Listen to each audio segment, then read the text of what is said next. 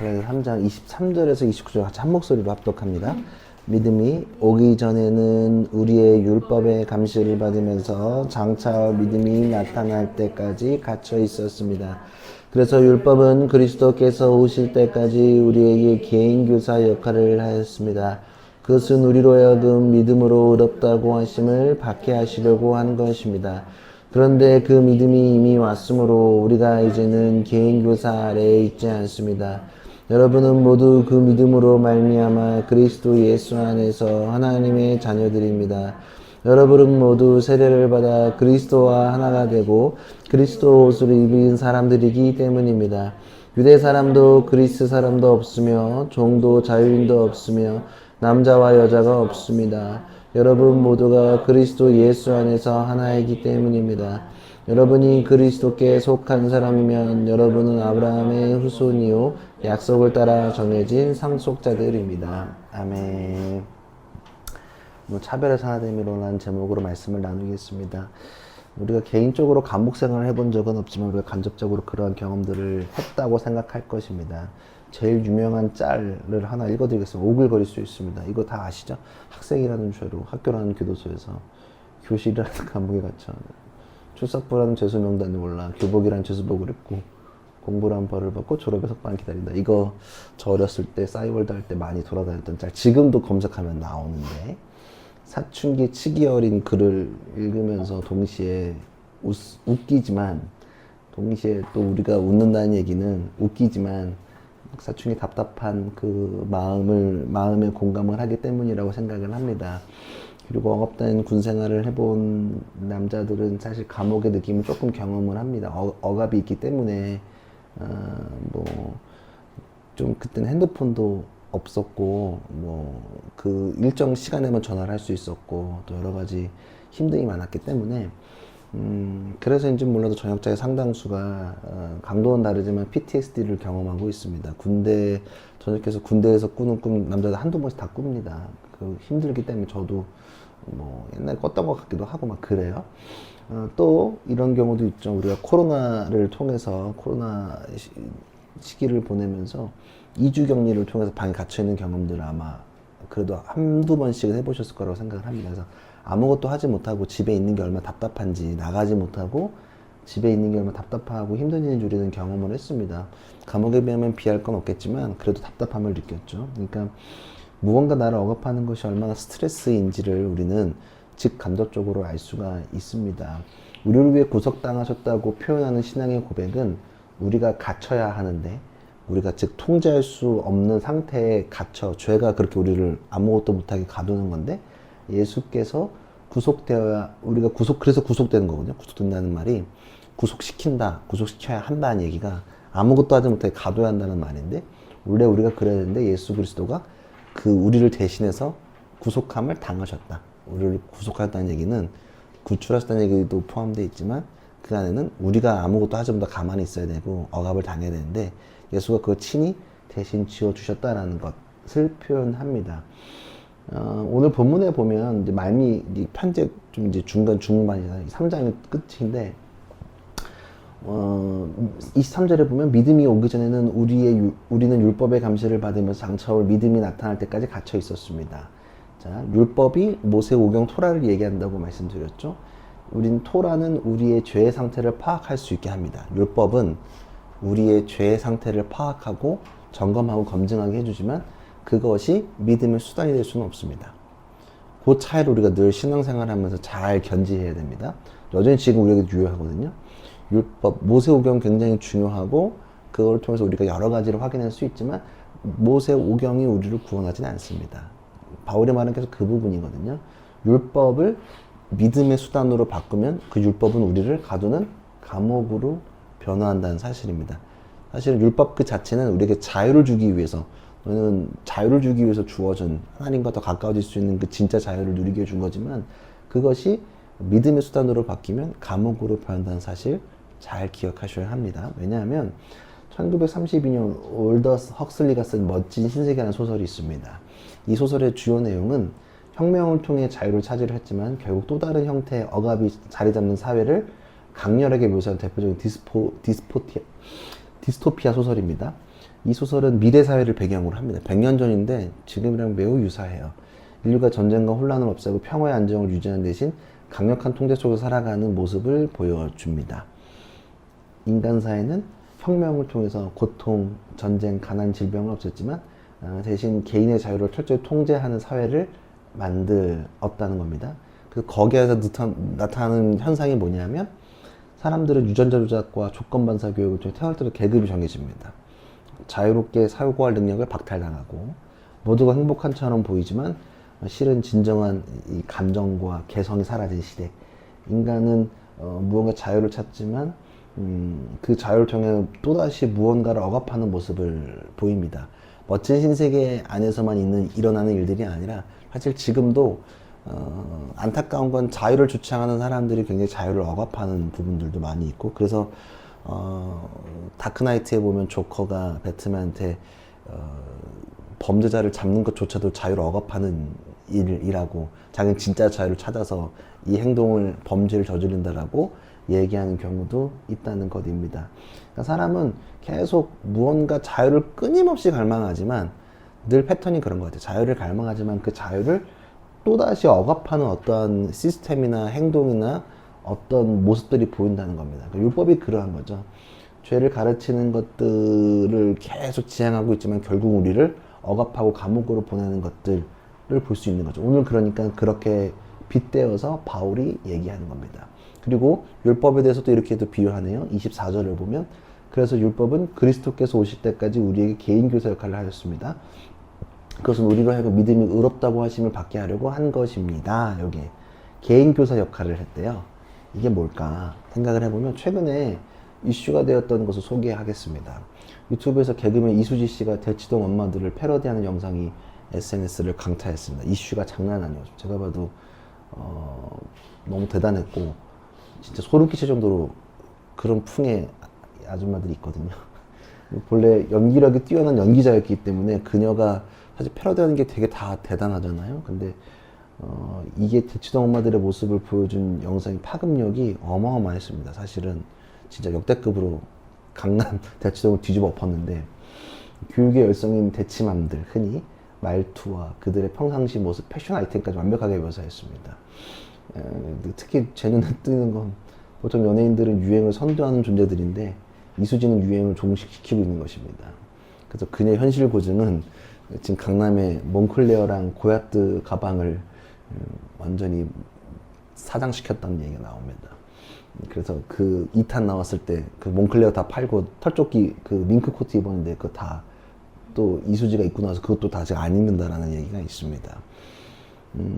그게 사실은 패러디기도 하지만 어느 정도의 풍자, 그러니까 패러디가 풍자니까. 근데 사실은 조금 더 안욕게 보면 조롱까지도 담겨 있기 때문에 그렇습니다. 뭐 왜 사람들이 웃었을까?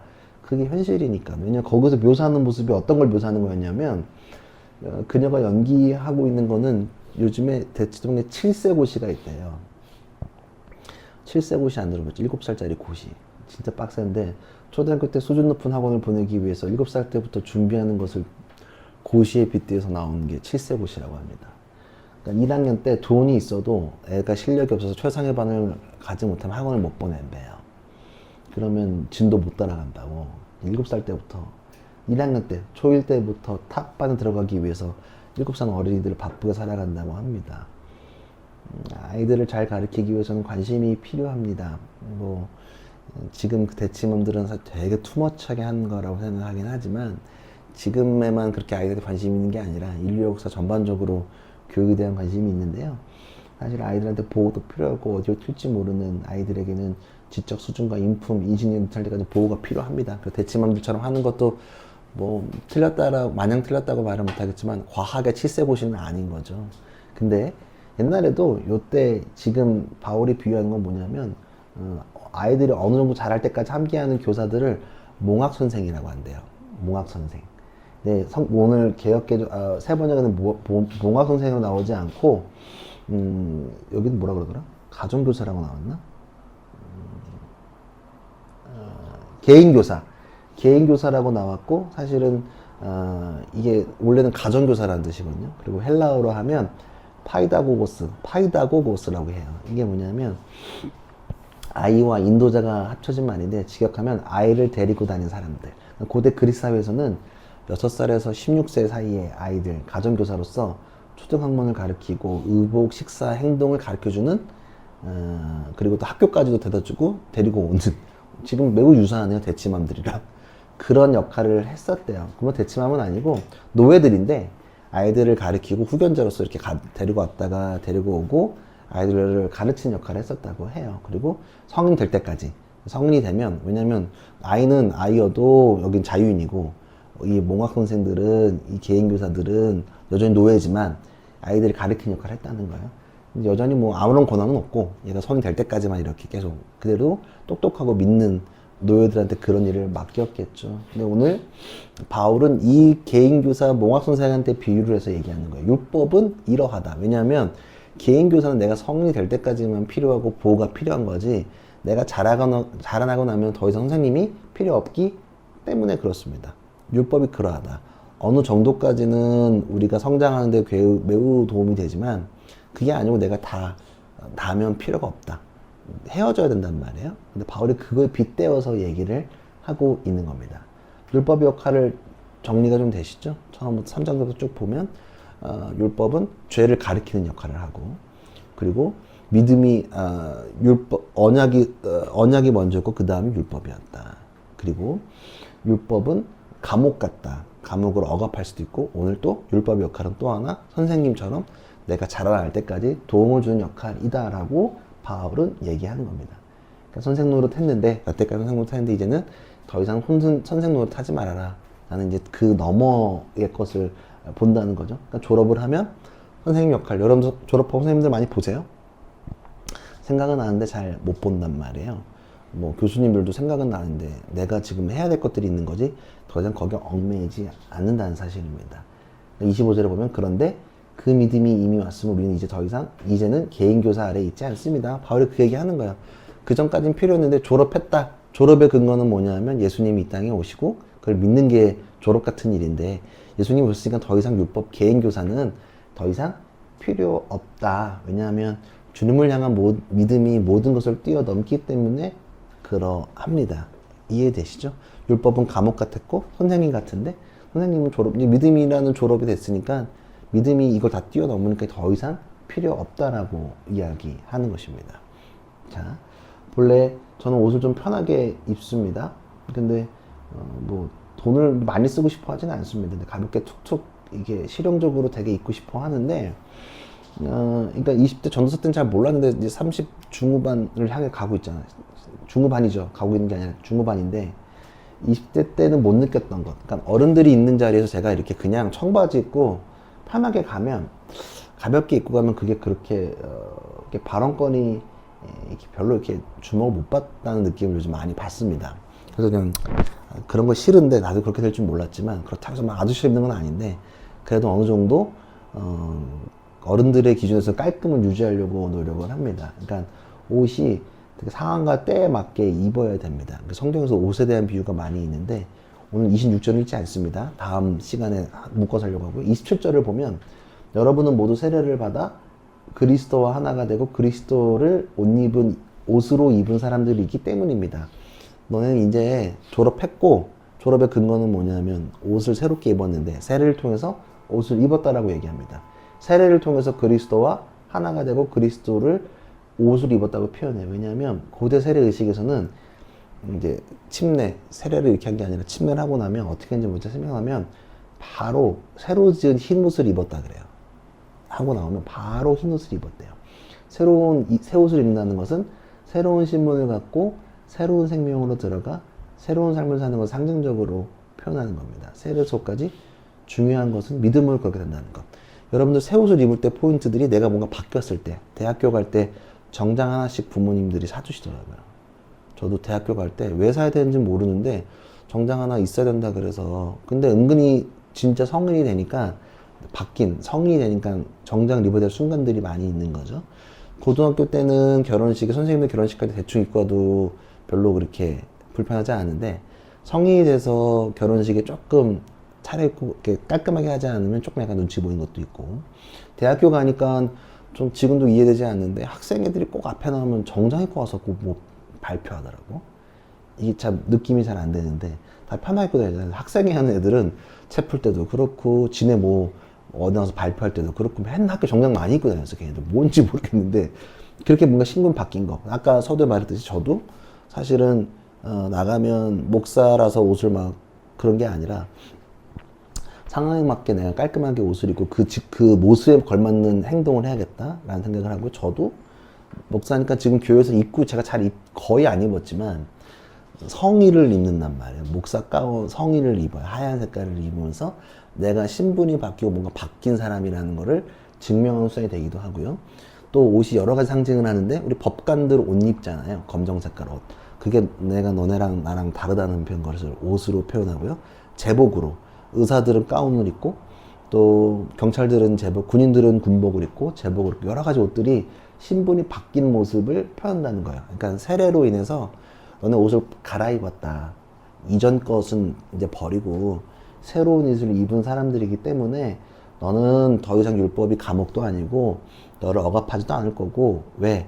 옷을 새로 입었어. 그건 뭐로? 믿음으로 입었으니까 괜찮다. 그거를 놓고 가야 된다는 것을 이야기하는 것입니다. 28절, 29절을 보면 굉장히 중요한데 유대 사람도 그리스 사람도 없으며 종도 자유인도 없으며 남자와 여자가 없습니다. 여러분 모두가 그리스도 예수 안에서 하나이기 때문입니다. 여러분이 그리스도께 속한 사람이면 여러분은 아브라함의 후손이요 약속을 따라 정해진 상속자들입니다. 고대 이스라엘에서 경건한 바리새인들이 아침마다 드렸던 기도가 지금까지 전해지고 있는데 그 사람들이 뭐라고 기도했는지 아세요? 아침마다 바리새인들이 율법 잘 지키고 바울이 바리새인이었잖아요. 이 사람들 되게 정통파. 우리로 얘기하면 어떤 느낌이냐면 그 유교 아직도 갓 쓰고 다니는 사람들의 느낌으로 보시면 돼요. 아니면 되게 자기네가 뭐 되게 하여튼 뭐 되게 보수적인 사람들 막 교회 올 때 이렇게 보면 전지 두들겨 맞는 교회들 있잖아요. 정장 딱 옛날엔 정장도 콤비도 못 입어서 그런 교회들은 딱 투 버튼에 넥타이 통제 막 그런 데 사람들인데 아침마다 바리새인들이 어떻게 기도했냐면 세 가지에 대해서 감사했다고 해요. 이렇게 하나님께 감사했다고 하는데 자기가 이방인 노예 여자로 태어나지 않은 것을 감사했다고 해요. 아침마다. 나는 하나님의 은혜로 이방인이 아니고 노예도 아니고 여자로 태어나지 않음을 감사했다고 해요. 지금도 여전히 그렇게 기도하는 사람도 있을지도 모르겠습니다. 율법은 차별을 영구화합니다. 영원토록 차별을 조장하는 게 율법입니다. 근데 그리스도 안에서는 차별이 없고 하나가 됩니다. 차별을 넘어서서 율법으로 그 예수의 등장과 예수님을 믿는 믿음으로 율법이 완성됐던 사실이 그러합니다. 율법만 딱 보고 보면 차별을 영구한 수단입니다. 영원토록 차별이지만 근데 그거를 이게 감옥이잖아요. 예수님을 통해 보면 이게 영원하지 않다는 게 알아요. 예수가 그걸 완전히 완성시키시고 바꾸셨기 때문에 그러합니다. 예수 그리스도를 믿는 믿음으로 무너져 가는 것들이 있습니다. 뭐가 무너졌냐면 첫째, 인종적으로 이방인과 유대인이 안에서 차별이 없어졌습니다. 왜 지금 사도 바울이 싸우는 게 이방인도 판례받지 않고 믿음으로 구원을 받을 수 있다. 이거 지금 얘기하는 거잖아요. 예수님은 인종을 가리지 않습니다. 둘째, 노예와 자유인의 벽이 없어졌습니다. 노예와 자유인 모두 하나님의 자녀가 되었기 때문입니다. 지금 우리가 잘 느끼지 못하지만 노예와 자유인의 차이는 신분이 어마어마합니다. 구속의 여부가 완전히 다르다는 거예요. 셋째, 남자와 여자를 구분하는 성차별이 무너졌습니다. 예수 그리스도 안에서 차별은 불가능합니다. 2000년 전 로마 제국 안에서 이러한 선언은 굉장히 충격적이고 혁명적인 선언입니다. 인종적으로 이방인과 유대인의 차이가 없다. 노예와 자유인의 벽이 없다. 누구보다도 노예를 많이 거느리는 로마 그 시대에 노예와 자유인의 벽이 없고 셋째로 남자와 여자를 구별한 성차별이 없다. 당시에는 여자들은 사람이 아니었잖아요. 그렇게 이해했었잖아요. 그들의 인식체. 지금 그렇다는 게 아니라 그래 했다고요. 차별이 어마어마하겠다고요. 근데 되게 중요한 건 뭐냐면 여기에서 여전히 우리는 차이가 완전히 없어지진 않았습니다. 이걸 포인트 잘 보셔야 돼요. 여전히 인종적 성별의 차이는 여전히 존재합니다. 색깔의 차이가 없는 것이 아닙니다. 그리고 지금은 노예와 자유인은 아니지만 요즘은 그 자리에 돈이 들어가 있잖아요. 부의 차이는 여전히 있습니다. 근데 성의 차이도 있습니다. 여자와 남자의 차이가 있습니다. 근데 그 차이가 구원과는 연결되어지지 않습니다. 차이는 있지만 그리스도 공동체 안에서 새로운 창조가 이루어졌기에 차별이 사라진 하나님 나라의 새 창조의 모습을 볼 수 있습니다. 이해되세요? 여전히 차이는 존재합니다. 여전히 얼굴 색깔도 다른 인종들이 있습니다. 근데 여전히 우리가 기억해야 되는 건 그 안에 차별이 존재하지 않는다. 적어도 우리가 살아가고 있는 교회 안에서, 우리가 살아가고 있는 하나님 나라 안에서는 그런 것들은 존재하지 않는다. 여전히 차이는 있습니다. 근데 교회는 여전히 그 차이를 넘어서 차별하지 않습니다. 그것들이 우리의 신앙이 되어야 합니다. 우리는 1919년 3월 1일에 일어난 3.1운동을 매우 중요하게 보아야 합니다. 저번 주 3.1절 지났잖아요. 굉장히 중요합니다. 저는 특별히 더 많은 관심을 가지고 있는 게 3.1운동입니다. 민주운동으로서 전국에 실시된 역사적인 사건이라는 것, 전국적으로 일어난 첫 번째 우리 한반도 역사에서 굉장히 중요한 전국적, 여러분들 그래서 3.1절 기념비 같은 거는 전국에 있습니다. 진짜로. 여기는 좀 없더라고, 이 동네는. 옛날 시골, 여기는 옛날 밭이어서 없었나 봐. 조금 구도심 같은 지역에 가면 반드시 3.1운동 기념비가 있습니다. 제가 자라났던 지역에도 있었고, 뭐 많습니다. 이 지역 제가 여기 잘 모르지만 본 적은 없지만 많이 있습니다. 자, 그리고 되게 재밌는 건 개신교의 역할입니다. 그때 당시 개신교가 5%가 되지 않았습니다. 근데 5%가 되지 않은 개신교가 3.1운동을 이끌었다는 사실은 팩트입니다. 민족대표 33인 중에 16인이 개신교들입니다. 되게 놀라운 사실입니다. 절반이 개신교들이었습니다. 그리고 7명이 저희 감리교신학대학교 동문이라는 점이 저에게 지속적으로 관심이 가는 부분입니다. 왜냐면 학교 입학할 때부터 주입을 당하거든요, 저희는. 근데 옛날에는 그게 빠는 소리인 줄 알았어요. 이게 뭐가 중요해? 근데 가만 보니까 되게 중요하더라고요. 왜냐하면 거기서는 7명 중에 1명은 친일파가 됐고 2명은 이제 사회운동 북한으로 가고 여러 가지 이슈들이 있습니다. 근데 그건 있는 그대로니까 당시에 보면 7명이라는 건 어마어마한 숫자인 거죠. 그러니까 제가 저도 생각 안 했는데 학교 다니면서 맨날 3월만 되면 그 얘기 하니까 또 감신 바로 위에 독립문 있잖아요. 그러니까 맨날 지나가면서 맨날 보는데 저게 뭘까? 저는 학교 차 가지고 가면 맨날 독립문 지나가야 되거든요. 위에서 내려오니까, 북에서 내려오니까. 되게 인상적인데 오늘은 김일독립 선언서의 서두를 좀 보려고 합니다. 뭐라고 나와 있냐면 서두에 조선이 독립국인과 조선인이 자주민임을 선언하노라. 이로써 세계만방에 고하여 인류평등의 대의를 극명하며 이로써 자손만대에 고하여 민족자존의 정당한 권리를 영원히 주장하노라. 저는 여기서 되게 재미있는 건 김일독립선언서의 자주민임을 강조하는 것입니다. 자주민. 조선이 일본의 식민지배가 아니다. 독립국가임을 선언하는 동시에 조선인이 스스로 운명을 결정하는 주체적인 민족임을 천명하기 위함입니다. 이거 대단한 사실 같죠? 안 같죠? 당시에는 이거 대단한 사실입니다. 왜냐하면 왕권 회복을 얘기하는 게 아니에요. 이 시조선의 왕권 회복을 얘기하는 게 아니라 민족 자체의 자주성과 주권을 강조하는 것, 근대적 의미의 국민주권을 선언하는 것입니다. 조선은 독립된 국가고 구성원인 조선 사람들이 스스로 운명을 결정한 권리가 있음을 국제사회에 알린 것입니다. 왕권 중심의 전통적인 통치 구조를 넘어서 민족 정치의 자주성을 이야기하는 겁니다. 더 이상 우리는 왕의 노예가 아니다. 왕의 노비가 아니다. 왕이 결정한 대로 가는 게 아니라 한반도 조선인 모두가 자주권을 갖는다는 것. 이시조선의 백성이 아니라 주체적인 자주민을 선언하는 굉장히 상징적인 사건입니다. 여기에서 이 선언으로 인해서 여전히 남아있는 양반과 노비라는 계급이 또 남성 중심적 사회가 아니며 자주적 판단을 하는 주체적인 국민을 선포하기 때문에 그러합니다. 3.1운동 때 많은 여성들이 잡혀갔잖아요. 이화학당에 있던 상징적인 사람들, 신식 그리고 신앙 안에서 그러한 고백들을 했다는 사실을 우리가 잘 기억해야 합니다. 어쩌면 이러한 선포는 민족대표 중 절반 이상이 개신교들이기 때문에 그러한 선포가 아니었을까 저는 추측해 봅니다. 자주민을 선포하는 건 굉장히 상징적인 겁니다. 자주민이 아니었거든. 불과 조선 왕족, 이미 지금도 억압된 상태긴 했지만 다시 자유를 또 억압된 상태지만 또 다시 얘기하는 건 뭐냐 하면 우린 이시조선도 아니고 일제도 아니고 오직 우리가 조선인으로서 자주민을 선포하는 굉장히 상징적인 사건입니다. 예수 그리스도를 믿는 믿음이 그러합니다. 여전히 우리 안에 차이는 존재합니다. 성별도 차이가 있고요. 물질적인 차이와 상황적 차이가 여러 가지 다름이 이 예배를 드리고 있는 모든 사람 가운데도 존재합니다. 직업도 다르고 재산도 다르고 살아가는 배경도 다르고 환경도 다릅니다. 그러나 차이를 통해 차별하지 않고 그 차이를 서로 연결하며 하나님 나라를 보게 만드는 것이 예수님을 따른 믿음 안에서 성취된다는 사실을 여러분 잘 기억하셔야 합니다. 율법 혹은 모세오경, 토라라고 보는 요 세 가지가 하나인 거 아시죠? 감옥이지만 이렇게만 보면 감옥이지만 그 율법이 가르치고 있는 것을 보아야 합니다. 율법의 감옥에서 나올 수 있는 키는 예수 그리스도를 향한 믿음입니다. 율법만 보면 우리는 차별할 수밖에 없습니다.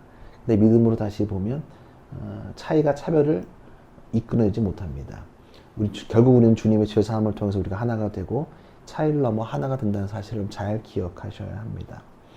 율법의 시작은 모두가 죄에서 벗어나 하나님을 만나는 것, 온전하게 살아가기 위함이었겠지만 그것이 후에 감옥이 되어져 버린 모습을 통해 그러니까 다시 우리는 예수 그리스도의 십자가 은혜를 누군가를 억압하거나 또 통제한 수단이 아니라 하나 되게 된다는 사실을 기억해야 합니다. 멋진 신세계에서 얘기했던 것처럼 자유를 처음엔 십자가를 통해 자유를 얘기하지만 근데 십자가를 통해서 무언가 세력이 만들어지고 사람이 많아지면 그걸로 또다시 누군가를 억압하려고 하는 모습이 우리 가운데 있는 건 아닐까라는 생각을 합니다. 그리고 그러한 모습이 여태까지 한국교회 대형화가 되면서 나타났던 모습이 아닐까 하는 생각을 합니다. 그리고 그 끝자락에 제가 있던 저 2세대를 살아가는 80년대 끝자락에 태어난 제가 여실히 느끼는 방안입니다. 저는 교회에서 통합보다는 어쩌면 억압하고 통제하는 것만 배웠던 것 같습니다. 그때는 차이는 필요하지 않았습니다. 무조건 부흥해야 했으니까. 무조건 세력을 가졌어야 했으니까. 우리 교인들이 지역에서 좋은 자리, 요직에 있어야 우리가 혜택을 받으니까. 그걸 알거든요. 경찰서에도 줄이 있어야 되고 학교에도 사립학교에도 줄이 있어야 되고 여러 가지 혜택을 보는 걸 제가 어렸을 때부터 봤거든요. 저도 그런 걸 요구했거든요.